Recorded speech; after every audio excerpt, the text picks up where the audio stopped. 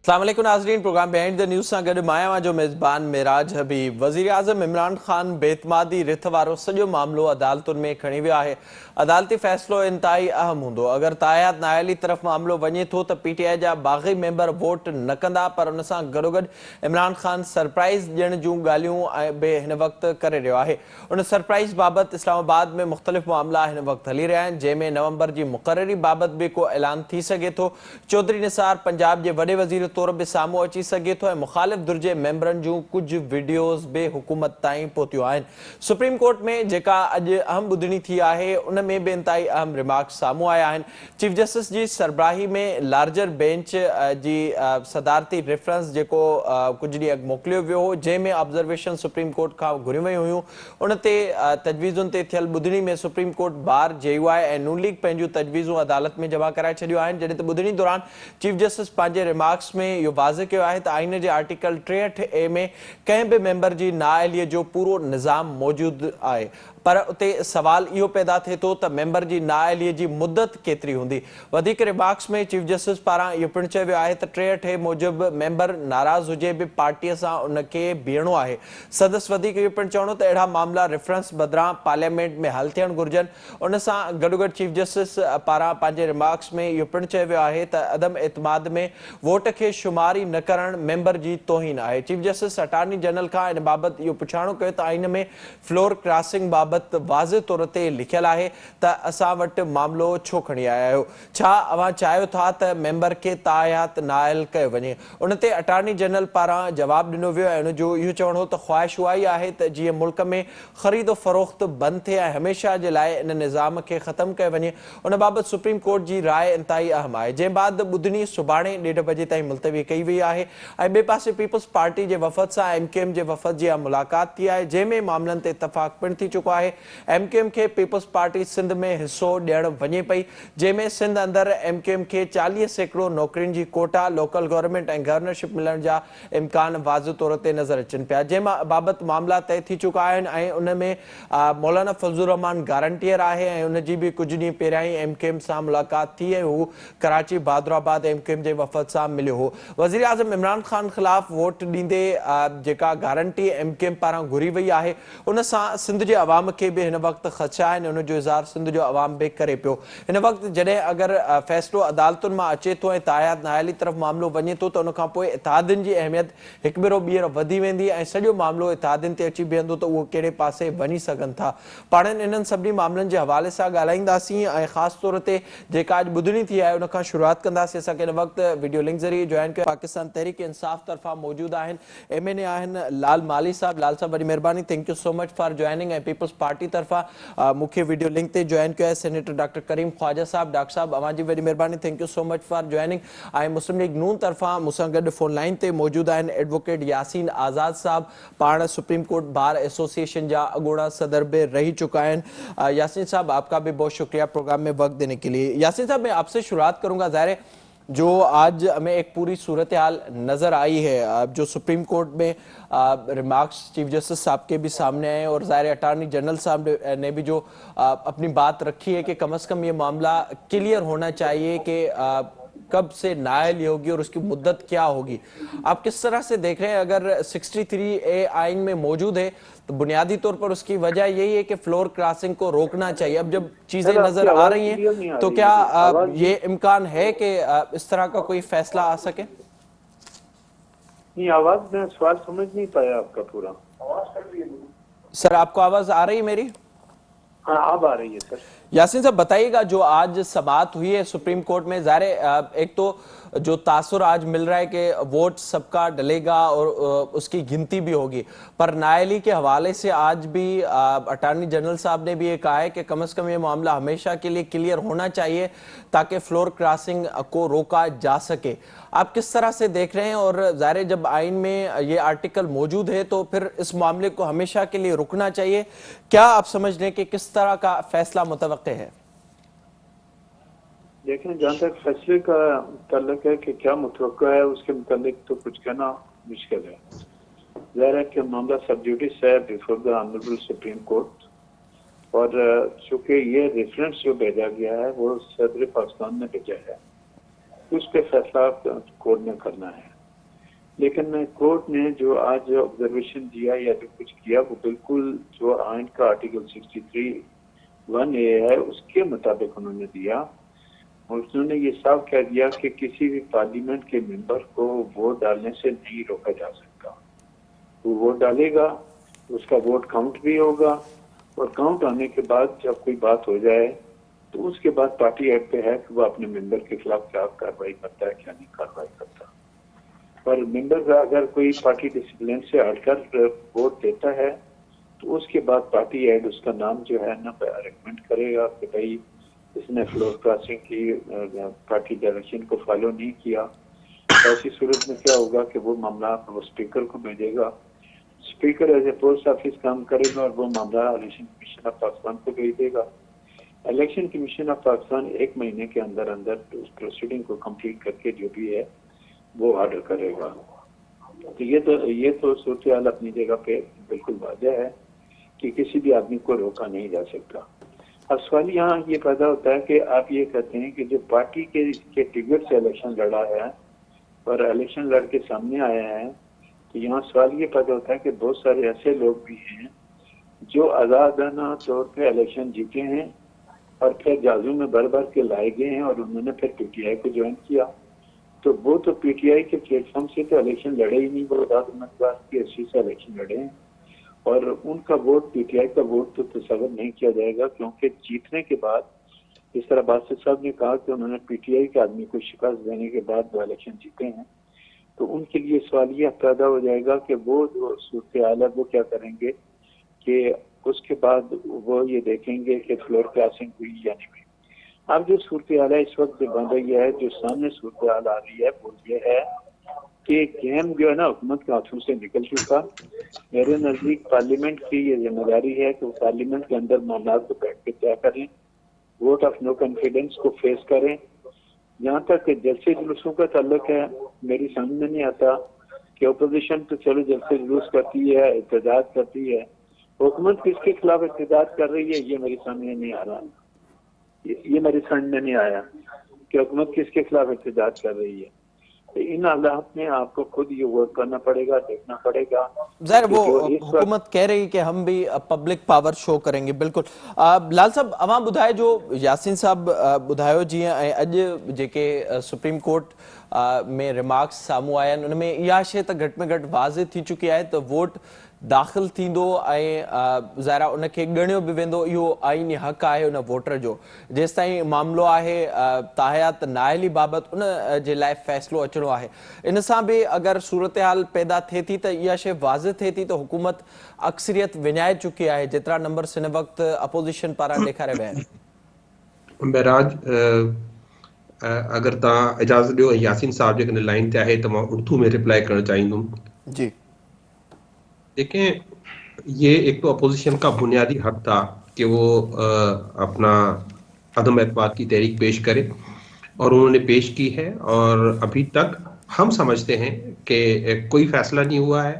अभी तक जो है हमारे जो मेंबरान हैं जो उन्होंने जिसको हॉर्स ट्रेडिंग करके पैसे देके तोड़ा है वो वापस भी आ सकते हैं और कुछ भी हो सकता है। अभी तक किसी इत्तेहादी ने वाज़ेह ऐलान नहीं किया। मैं अभी देख रहा था कि इनकेम ने भी कहा कि हमने अभी तक कोई फैसला नहीं किया है और इमरान खान जो हैं वो यकीनी तौर पे पुरअज़म है कि हम इसको नाकाम बनाएंगे और इंशाल्लाह नाकाम बनाएंगे। लेकिन बात ये नहीं है, बात हो रही है जो आजकल पाकिस्तान का हर आम आदमी वो सोच रहा है। ये सुप्रीम कोर्ट बार एसोसिएशन है जो एक इज्जतदार और एहतराम का एक दर्जा रखती है, वो सुप्रीम कोर्ट बार आजकल नजर आती है कि जैसे कि अपोजिशन का आला कार बनी हुई हो और पीपल्स पार्टी और जो सियासी जमायतें हैं जो 63A की अपनी मर्जी की तशरीह चाहते हैं और चाहते उसकी वजह क्या थी? 63 लाने की वजह ही नहीं थी। अगर पॉलिटिकल पार्टीज के हेड्स की बात मेंबरान को नहीं माननी है, अगर जो उनके जो एमएनएज हैं उनको नहीं माननी है तो 63A की जरूरत क्या है? फिर तो ये जाए और कहें कि भाई 63A की जरूरत नहीं है और जो जिस वक्त जो है वो ज़मीर के बहाने, पैसे लेने के बहाने, जिस बहाने से भी कहीं भी वोट दे सकता है तो वो देख सकता है।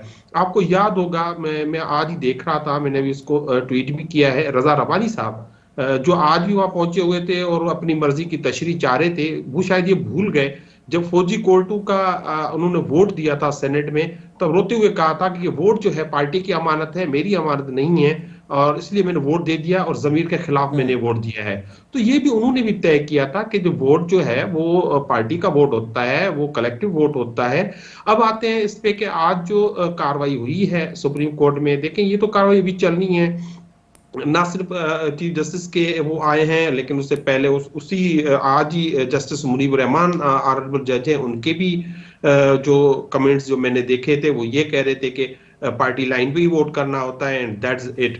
अब जाहिर सी बात है 5 रुकनी ये बेंच है, ये अपना फैसला देगी और ये फैसला सबको काबिल कबूल होगा, लेकिन ये जमहूरियत के हक में इनको करना चाहिए। मैं तो कहता हूं कि मोहतरम बेनजीर की रूह तड़पती होगी जब वो ये आर्ग्यूमेंट कर रहे होते हैं उनके जो मेंबरान या उनकी पार्टी या उनके लीडरान के जो लोगों को जो है ना अपना वोट अपनी मर्जी से या अपने मुफाद या पैसों के या वॉट एवर काजेस की वजह से जो है ना उसको वो दे सकते हैं। सो लिहाजा देखें 27 ये सब मैटर करता है और ये पाकिस्तान की कौम देख रही है, और 27 तारीख को हमने जो जलसा करने जा रहे हैं, ये यासीन साहब ठीक कह रहे हैं, और यासीन साहब बहुत समझदार आदमी, उनको पता होना चाहिए कि हम किसके लिए जमा कर रहे हैं लोगों को। तो वो इंशाल्लाह लोग जमा होंगे और इंशाल्लाह आप देखेंगे इन्होंने भी जमा करने हैं, हम सेपरेट जगहों पे हो रहे हैं, आप देखेंगे इनको सबकी होगी और पाकिस्तान की अवाम पाकिस्तान तहरीक इंसाफ के साथ खड़ी लेट्स सी होगी। वो फिर सूरत हाल किस तरफ जाती है। बिल्कुल आपने दुरुस्त कहा। डॉक्टर साहब अवां ॿुधाए जो जेको बुनियादी तौर ते सवाल आहे लाल साहब जो या पोइ इहो डिसीशन करे छॾिजे, मामिलो हिकु पासे करे छॾिजे, टे जी जेका आख़िरी उन में जेका तरमीम हुई उहा 18 तरमीम खां पोइ ई कई वई हुई, ऐं ज़ाहिर पीपल्स पार्टी खे हमेशह खां इन ते कंसर्न रहियो आहे त कहिड़े तरीक़े सां माण्हू टोड़िया वेंदा आहिनि हॉर्स ट्रेडिंग, ऐं उनखां पोइ कहिड़े तरीक़े सां पैसो हलंदो आहे, धमकियुनि ज़रिए पार्टी छॾे ॿिए पासे ॾे माण्हू हलिया वेंदा। सभ खां वधीक माज़ी में बि कंसर्न पीपल्स पार्टी खे ई इन ते रहियो आहे। हाणे जॾहिं इन सॼी ग्रेट गेम जो हिस्सो पीपल्स पार्टी थी रही आहे, ज़ाहिर जे PTI जी परफॉर्मेंस ते सवाल उथी सघनि था, उन ते ॻाल्हाए सघिजे थो, पर जेका हिन वक़्तु सूरत हाल आहे उहा अवाम जे साम्हूं अची चुकी आहे। कहिड़ो तरीक़ेकार आहे, किथे मामला बीठल आहिनि, त इन अवां न पिया सम्झो त इन मामले खे हिकु पासे थियणु घुरिजे, या पोइ इनखे बिल्कुलु ख़तमु करे छॾिजे त जेको पार्टी सरबराह आहे ज़रूरी न आहे त उन सां जेको मेंबर आहे उहो गॾु बीठल हुजे, या पोइ इनखे इन तरह सां रोकिजे त उनजी हमेशह जे लाइ नाअहली थींदी। महिरबानी मेराज साहब, लाल माली सुठो दोस्त आहे ऐं जिते बि प्रोग्राम पहिरीं इन जी तारीफ़ करे पोइ जवाबु ॾींदो आहियां जेकॾहिं साईं हूंदो आहे त। हाणे मसइलो इहो आहे त मां थोरो तारीख़ ते ॻाल्हाए पोइ इन तव्हांजे सवाल ते ईंदुसि। 1932 में एडोल्फ हिटलर जेको आहे सो इलेक्शन खटी करे कुझु सीटनि ते इलेक्शन खटी करे जर्मनी जो जेको आहे सो चांसलर थियो। हुन जेको सो तारीख़ में तव्हां चेक करे सघो था त को बि असेंबली जो इजलास कोन को ठाहियो। ऑल ऑफ सडन हुन छा कयो जो मुखालिफ़नि खे जेलनि में ई माराए ऐं जेको आहे सो पंहिंजो क़ैदो बंदि करे असेंबली खे साड़े छॾी। साड़े करे पोइ चई त बाबा ही कम्युनिस्टनि जेके सो असेंबली साड़े छॾी आहे ऐं डिक्टेटर थी वेही रहियो। हाणे मुंहिंजे ख़्याल सां इहो फस्ताइत या जंहिंखे फाशिज़म चऊं या नाज़ीज़म चऊं, जेका PTI बेसिकली मेंटेलिटी या उनजी सोच या अंदाज़ या हुकुमरानी जो तरीक़ो उहो सेम आहे। जेतोणी असांजा जेके मासूम दोस्त लाल माली टाइप उते ट्रैप थियल आहिनि, पर जनरली उनजो अंदाज़ जेको आहे सो PTI जो इहो ई तरीक़ो आहे। हाणे मूंखे ॿुधायो त पंहिंजो जेको आहे सो इहो त अदम एतमाद राइट आहे। हिन वक़्तु माना असेंबली में अदम एतमाद आहे, उनजो जेको स्पीकर आहे उनजो अंदाज़ या हिकिड़ो उनजी जेका सा बाय पार्टीशनशिप साबित थी वई कि हू दूर थियो बीठो आहे। ऐं ॿी जेका सो सुप्रीम कोर्ट में बाबर रहमान जे चवण ते जेको बाबर रहमान जमा इस्लामी जो कोन रहियो, असांजो न रहियो, हाणे हिननि जो छा रहंदो। हिननि में पाण ग्रुप थी विया आहिनि। फारूक नसीम चए थो त इहो न हुजे हा रेफरेंस। ॿिए पासे जेको आहे सो अटॉर्नी जनरल जेको आहे सो उहो टी ॻाल्हि पियो करे। त हाणे इहो डिले टैक्टिक्स आहे, ठीकु आहे न। हाणे मिसाल तौर ते हर मज़हब में, वो इस्लाम हुजे, हिंदू धर्म हुजे, क्रिश्चियनिटी हुजे या सेकुलर लॉ हुजे, मिसाल 302 आहे जंहिंमें फांसी ईंदी, पर अञा कंहिंखे क़त्ल कोन कयो आहे, या 307 में कंस्पायरेसी आहे त भई कंस्पायरेसी थिए, क़त्ल थिए, सज़ा अचे। अञा का चीज़ ई कान ठही आहे, तव्हां सज़ा की ॾींदो? जेसि ताईं अमल नथो थिए तेसि ताईं सज़ा डॉक्टर नथी मिली साहब, सघे। 63A जो मौजूद हुजण जो मक़सदु छा आहे? ॾिसो, 63A जो मौजूदु हुजण के भई फ्लोर क्रॉसिंग आहे, पर इहो लागू उन वक़्तु थींदो न जॾहिं क्राइम थींदो या पर को कॾहिं अमल थींदो। साम्हूं वीडियोज़ हुजनि, शयूं साम्हूं अचनि, ज़ाहिर जे इहो सिलसिलो हलंदो त 40-50 माण्हू जेके हिन वक़्तु पीपल्स पार्टी ऐं नून लीग तरफ़ वञनि पिया, साईं, जेके PTI में आया, उन खां अॻु नून लीग में आया, उन खां अॻु पीपल्स पार्टी ऐं अॻु में काफ लीग में वेठा, पोइ त सिलसिलो ईअं ई हलंदो रहंदो। हिन वक़्तु बि अवां साॻियो ई तरीक़े सां इस्तेमालु थियो पिया जीअं माज़ी रहियो न आहे। न न न न ॻाल्हि ॿुधो, सिंध यूनिवर्सिटी में हिकिड़ो जहिड़ो थियो हो, जॾहिं असां स्टूडेंट हुआसीं मेडिकल कॉलेज में, सिंध यूनिवर्सिटी में जहिड़ो थियो। जहिड़ो छा थियो त उते मेस हूंदी हुई, मेस में जेको आहे सो जेको पहिरें हो उहो बोटियूं खणी आयो, त उन बोटियुनि ते जहिड़ो थियो त हिकिड़े धुर चयो त बाबा ही बोटियूं पहिरीं खणण पिया चाहियो, पर हू वरी उन ते फायर करे छॾियूं। अञा बोटी अञा कंहिंखे मिली कान हुई, मशहूरु जहिड़ो आहे। त हाणे जॾहिं को फ्लोर क्रॉस करे थो त पोइ जेको इंटरप्रिटेशन या थी चए लॉ जी, त उन खां पोइ जेको आहे सो स्पीकर, जेको पार्लिमानी लीडर आहे, स्पीकर खे चवंदो तव्हां पहिरीं कीअं फ़ैसिलो था करे छॾियो। हाणे मिसाल तौर ते इहो, इन जो मतिलबु इहो आहे त डिले कयो। हाणे काज़ी फाइज़ ईसा डिले टैक्टिक्स जी साईं असांखे ॻाल्हि बिल्कुलु ॿुधो, सर प्लीज क्विकली। काज़ी फाइज़ ईसा बि लेटर लिखियो आहे जेको सोशल मीडिया ते हले पियो। हाणे सब जुडिशियल इश्यूज़ आहिनि, असीं नथा ॻाल्हाइण चाहियूं, ऐं जेको आहे सो हालात असीं चऊं था एज़ अ डेमोक्रेट आऊं इहो सम्झां थो, ऐं सियासी वर्कर जे हैसियत सां सम्झां थो त सिस्टम ते हलणु खपे, डीरेल न थियणु खपे।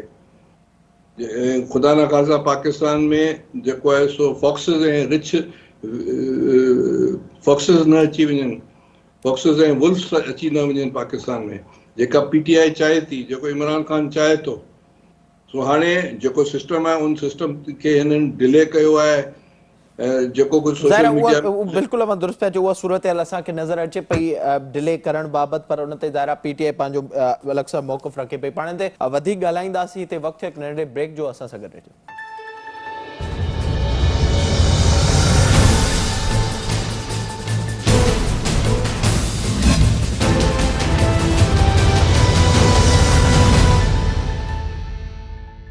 प्रोग्राम में हिकु भेरो ॿीहर भलीकार। लाल साहब, अवां ॿुधाइजो, ज़ाहिर जेका हिकु पासे ब्रेक खां अॻु ज़िक्र कयोसीं, जेका हिन वक़्तु अदालतुनि में मामिलो हले पियो, पर हिकु ॿियो मामिलो जंहिंजो काल्ह वज़ीर आज़म इमरान ख़ान साहब बि ज़िक्र कयो आहे त हिकु अहिड़ो कार्ड आहे, ट्रम्प कार्ड आहे ख़ान साहब वटि, ऐं अहिड़ो सरप्राइज़ ॾींदो।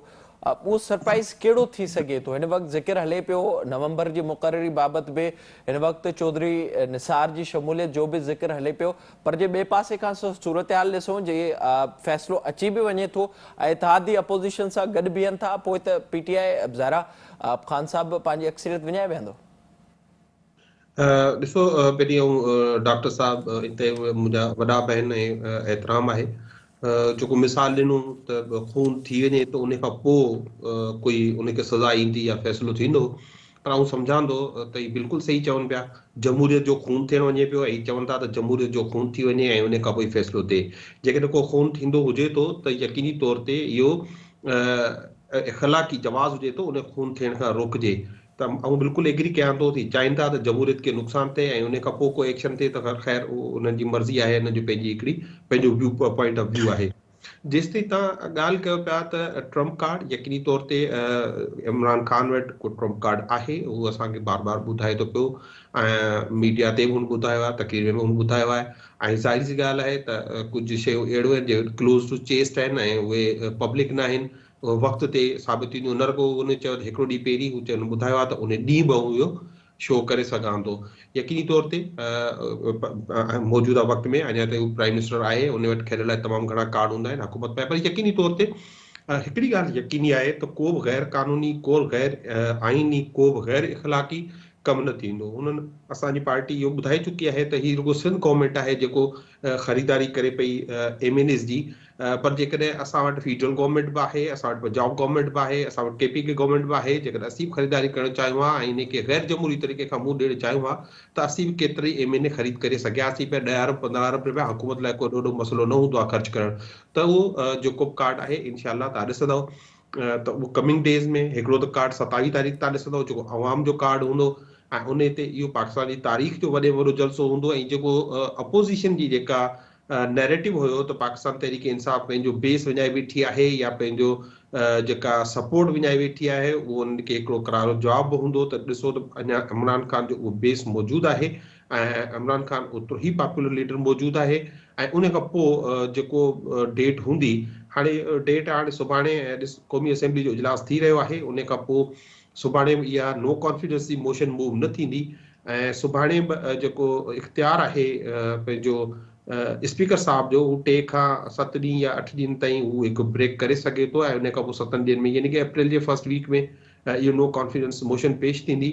ऐं मे बी जेकॾहिं इन मुखालिफ़ दुर्जा के MNA हूंदा जेके सम्झंदा त इहो ग़लति आहे, इहो अपोज़िशन जो तरीक़ेकार गैर जमहूरी आहे, थी सघे हू पाण अचण खां लवाइनि ऐं 172 माण्हू जेके इन्हनि खे मेंबर पूरा करणा आहिनि उहो करण में ई नाकाम रहनि।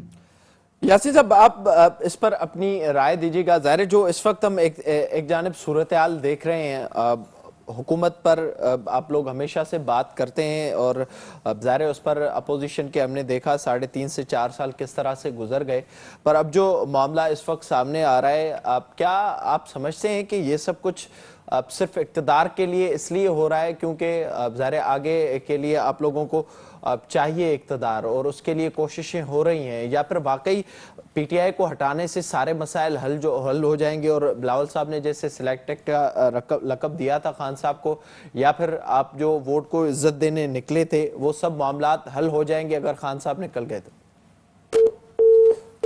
हम कोशिश कर रहे हैं यासीन साहब को लाइन पर लेने के लिए।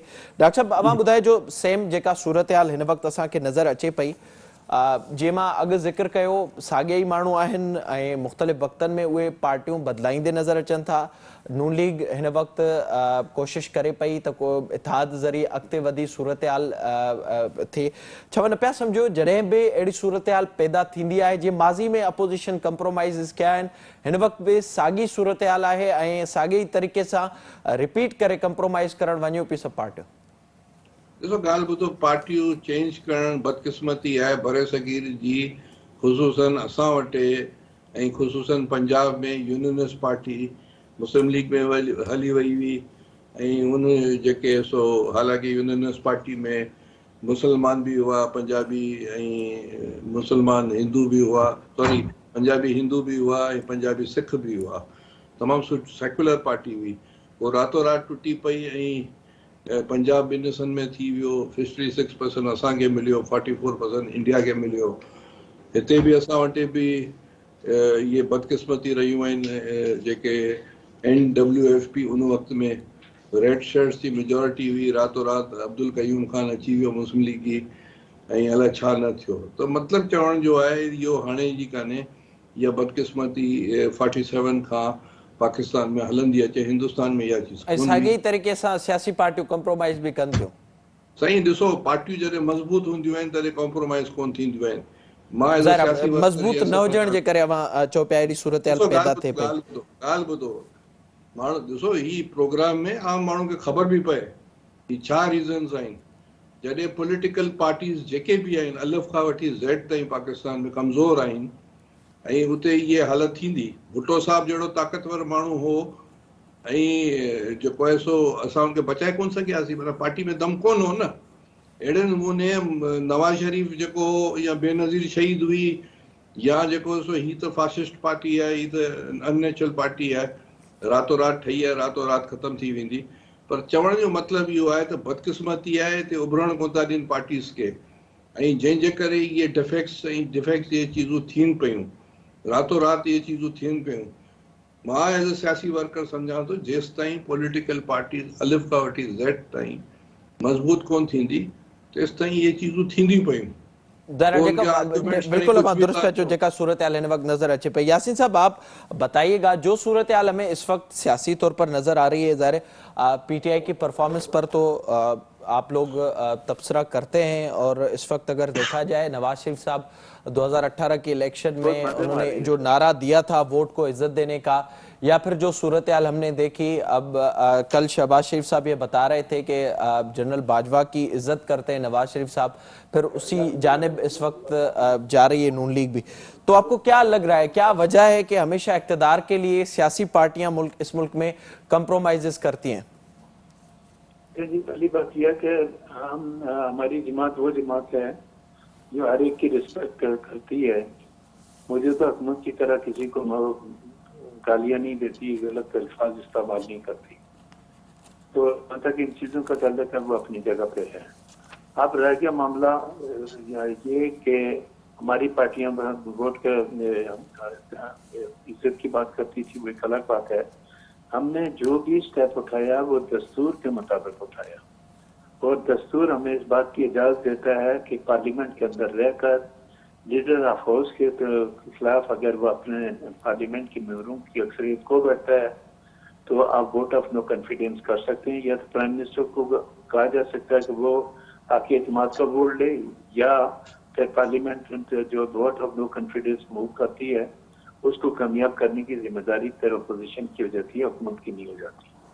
अगर मान लिया जाए कि आप बहुत मजबूत हैं, आप बहुत ताकतवर हैं, तो फिर आपको वोट ऑफ नो कॉन्फिडेंस को फेस करने में क्या प्रॉब्लम है, क्यों नहीं करते प्रॉब्लम? यासिर साहब, मेरा सवाल यह है कि फिर भी चेहरे की तब्दीली की तरफ मामला इस वक्त जा रहा है, कैसे वोट को इज्जत मिलेगी, कैसे निजाम में तब्दीली आएगी, जमहूरी बालादस्त इदारों के हदों में रहकर काम करना, ये सब जो आप लोगों ने 3.5 साल 4 साल लोगों को जो बातें बताई, उनका बुनियादी तौर पर मकसद क्या था? क्या सारा मसला इस वक्त इमरान खान है?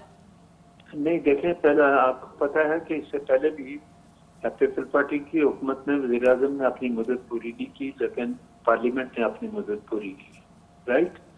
जब यूसुफ रज़ा गिलानी साहब को फारिग कर दिया गया तो पार्टी ने दूसरे आदमी को नॉमिनेट किया, उसने बाकी पीरियड पूरा किया।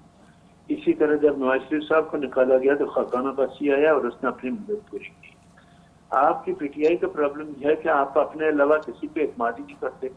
अगर आप ये चाहते हैं कि पार्लियामेंट अपनी मदद पूरी करे तो आप अपनी अक्सरियत खो बैठे हैं, तो आप किसी दूसरे को नॉमिनेट कर देना, पार्टी के आदमी को, वो आके पार्लियामेंट से इस्तेमाल का वोट ले ले और पार्लियामेंट को अपनी मदद पूरी करने दें।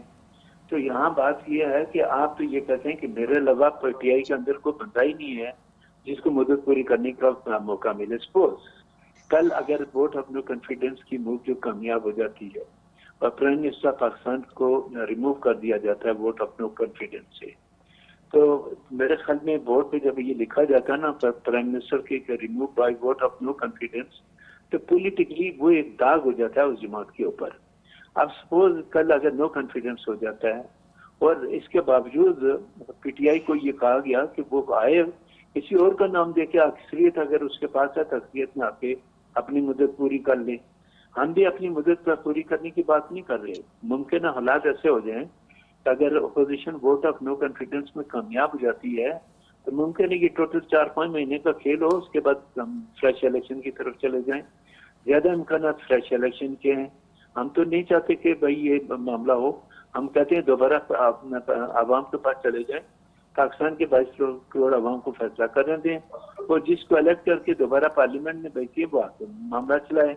आप फ्रेश इलेक्शन के लिए भी तैयार नहीं है, आप पंजाब के वज़ीर आला को भी हटाने के लिए तैयार नहीं है, जानते हुए भी कि आपके पास अक्सरियत नहीं है।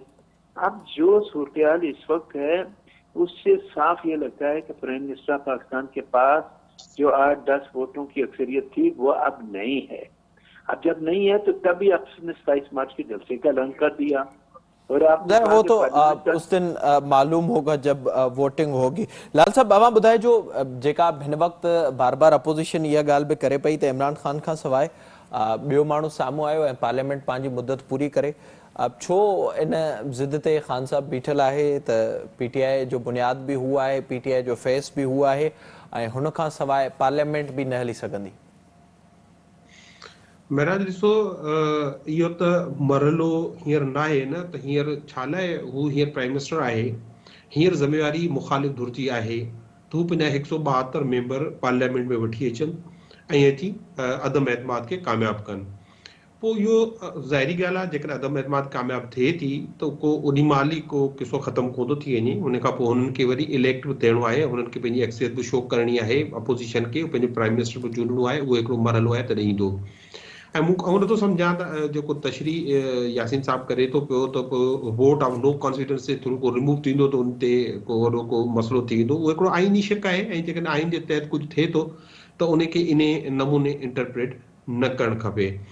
जेसि ताईं ॾिसो इहो दोस्त जे नमूने ॻाल्हाइनि था पिया, उहो इन ॻाल्हि खे सर्टेन करे वेठा आहिनि त को अदम एतमाद जी रिथ कामयाबु थी वई आहे। ॾिसो अञा मूं चयो त अञा इन सॼे मरहले खे 10 ॾींहंनि खां 15 ॾींहं लॻी सघनि था। अञा त हफ़्तो 10 ॾींहं थिया आहिनि। अञा त अपोज़िशन में बि जेको आहे उहो तमामु वॾो खिला हिकिड़ो मौजूदु आहे। केॾी महिल बि अपोज़िशन जूं पार्टियूं पाण में, छाकाणि हिननि जो को आहे कान, हाणे त अंदाज़ो लॻायो त MQM जेको गुज़िरियल 15 सालनि खां या 12 सालनि खां मुसलसल पाकिस्तान पंहिंजे पीपल्स पार्टी ते तनक़ीद कंदी रही आहे। हाणे जेकॾहिं हू ठा करे थी त कहिड़े बुनियादनि ते कंदी? उहो ई उन्हनि जो छा असांखां छा मुतालबो हुयो? इहो ई हुयो त ऑफिसिस खोले ॾियो, सूबो सिंध खे विरायो, सिंधियुनि जे जेको अचण ते कराची में पाबंदी हणूं, उन्हनि जी नौकरियुनि ते पाबंदी हणूं। पीपल्स पार्टी जेकॾहिं हीअ ॾेई सघे थी त पोइ ऐं उहा ॻाल्हि थो करियां त पोइ जमहूरियत जी ॻाल्हि किथां थी आहे? इहो त सिंध दुश्मनी जी ॻाल्हि हूंदी। जहिड़े तरीक़े खां जेको सिंध हुकूमत जो जेको पैसो आहे या सिंधियुनि जो पैसो जेको आहे, जेको इन अदम एतमाद ते पेश जो ख़र्च थिए थो पियो, इहो किथां जी जमहूरियत आहे? इन सॼे गेम में नवाज़ लीग इंतहाई हिकिड़ो ज़बरदस्त कार्ड खेॾियो आहे। उनखे उहो एप्रिशिएट करियां थो सियासी तरह खां। उहो इहो खेॾियो आहे त हिन सॼी गंद वारी गेम में हुननि पीपल्स पार्टी ऐं सिंध हुकूमत खे इन्वॉल्व करे छॾियो आहे। सिंध हाउस इन्वॉल्व थियो आहे, पीपल्स पार्टी इन्वॉल्व थी आहे।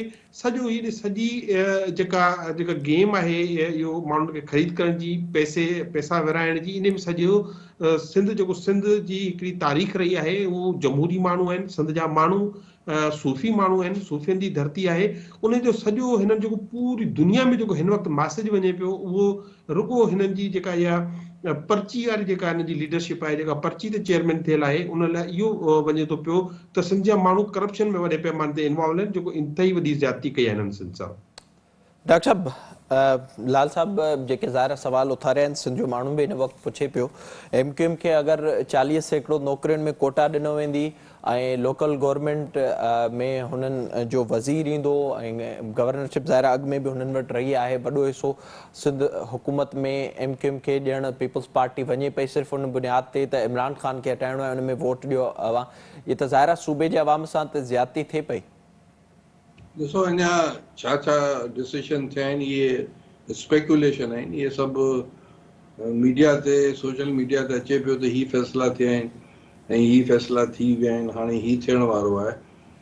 ऐं हुननि वरी जेको सो जे न आहे त पोइ कहिड़े बुनियाद ते पीपल्स पार्टी जो MQM साथ ॾिसो ॾींदी? ॻाल्हि ॿुधो, इलेक्टोरल पॉलिटिक्स में इहे इलेक्टोरल पॉलिटिक्स में बर्तानिया में कंजर्वेटिव पार्टी लिबरल पार्टी सां ठाती करे, ऐं हिंदुस्तान में तव्हां ॾिसो त किथे किथे जेको आहे सो कांग्रेस जेको आहे सो महाराष्ट्र में बाल ठाकरे जी पार्टी सां वेठी आहे।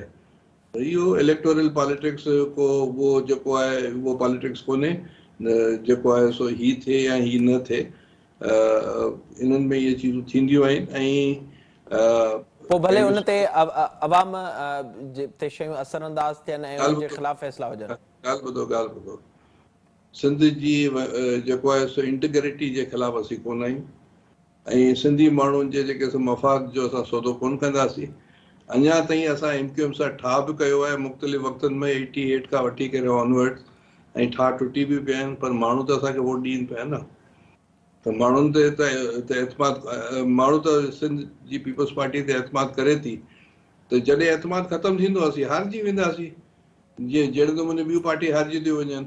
फ़िलहाल त माण्हू एतमाद असां ते कनि पिया न। जी लाल साहब प्लीज़ कमेंट कजो। डॉक्टर साहब जेको ज़िक्र कनि पिया, ज़ाहिर माण्हू एतमाद कनि पिया, तॾहिं पीपल्स पार्टी जंहिंजूं अॻु सीटूं घटि हुयूं हाणे वधीक आहिनि, ऐं हाणे पीपल्स पार्टी इम्कान इहो ज़ाहिर करे पई त ईंदड़ चूंडुनि में अञा वधीक हूंदियूं। पीपल्स पार्टी 2018 में एतिरियूं सीटूं सिंध मां खटियूं जेतिरियूं मोहतरमा जी शहादत खां पोइ पीपल्स पार्टी खे कोन मिलियूं हुयूं। मोहतरमा जी शहादत जे टाइम ते जेको हिकिड़ो जुनून हुयो, जज़्बो हुयो, माण्हुनि में अहिड़ो ऐं नथो सम्झां कॾहिं बि थी सघंदो जेको पीपल्स पार्टी खे वोट मिले। उन खां पोइ पीपल्स पार्टी जी कारकर्दगी ॾिसो, ज़ीरो रही आहे, निल रही आहे, निल बटा निल रही आहे। सिहत तबाह, तालीम तबाह, अमन अमान तबाह, इंफ्रास्ट्रक्चर तबाह, तव्हांजो लोकल गवर्नमेंट तबाह। तव्हांजी तबाही थियण खां पोइ तव्हांखे जेके सीटूं मिलियूं आहिनि, यकीनन मिलियूं आहिनि, ऐं इहो सिंध जो माण्हू हाणे सम्झे थो त उहे सीटूं किथां मिलियूं हुयूं, कीअं मिलियूं हुयूं, कीअं तव्हांखे मिलनि थियूं। बेसिकली पीपल्स पार्टी हाणे सिंध में हिकिड़ो जेका पहिरीं जेका पीपल्स पार्टी हूंदी उहा हिकिड़ी नज़रियाती पार्टी हूंदी, हाणे हिकिड़ी माफ़िया जी सूरत में हू मौजूदु आहे। हू कुझु पंहिंजो जागीरदारनि खे, वॾेरनि खे, भौतारनि खे पंहिंजे हथ में रखियल आहे। उनजे बेसिस ते, ख़ौफ़ जे बेसिस ते बेसिकली माफ़ियाज़ आहिनि। असीं सम्झंदा आहियूं नून लीग, पीपल्स पार्टी इहे माफ़ियाज़ आहिनि, ऐं इहे को पार्टियूं न आहिनि। इहे माण्हुनि खे ख़ौफ़, हिरास, तव्हां ॾिसो नवाब शाह में छा थियो, तव्हां ॾिसो उमेर रबाब खां छा थियो आहे, तव्हां ॾिसो फहमीदा सियाल खां छा थियो आहे। त ही जेके सियासी पार्टियूं हाणे न रहियूं आहिनि, हिननि वटि ख़ौफ़ ऐं ॾेखाव जो जेको आहे उहो हथियार आहे जेको इस्तेमालु कनि था, ऐं उन तहत ही जेका आहे ज़बरदस्ती कनि था। ठीक है, वॾी महिरबानी अवां जी। लाल माली साहब, डॉक्टर करीम ख्वाजा साहब, यासीन आज़ाद साहब, प्रोग्राम में वक्त ॾियण जे लाइ। जेका सूरत हाल हिन वक्त नज़र अचे पई, अदालत जो फ़ैसिलो इंतहाई अहम आहे ऐं उन में मामिलो केॾांहुं वञे पियो। उन सां गॾो गॾु अहम ॻाल्हि इहा आहे त जेके इत्तेहादी आहिनि उहे कहिड़ो फ़ैसिलो कनि था। इम्कान ज़ाहिर कयो पियो वञे त इत्तेहादी हिकु ॿिनि ॾींहंनि में फ़ैसिलो करे वठंदा, छो त उन खां पोइ जेके मामला आहिनि वधीक क्लियर थींदा। हिकु ॿिनि ॾींहंनि में ई इत्तेहादियुनि जो को अहम फ़ैसिलो अची सघे थो त हू कहिड़े पासे वञनि था। ऐं वज़ीर आज़म इमरान ख़ान जंहिं सरप्राइज़ जी ॻाल्हि करे पियो त उहो सरप्राइज़ कहिड़ो हूंदो इहो बि ईंदड़ ॾींहंनि में ख़बर पवंदी। इन से प्रोग्राम जो पंहिंजी ॿिड़ाणी थो पंहिंजे मेज़बान मेराज हबीब खे ॾींदा इजाज़त। अलावा।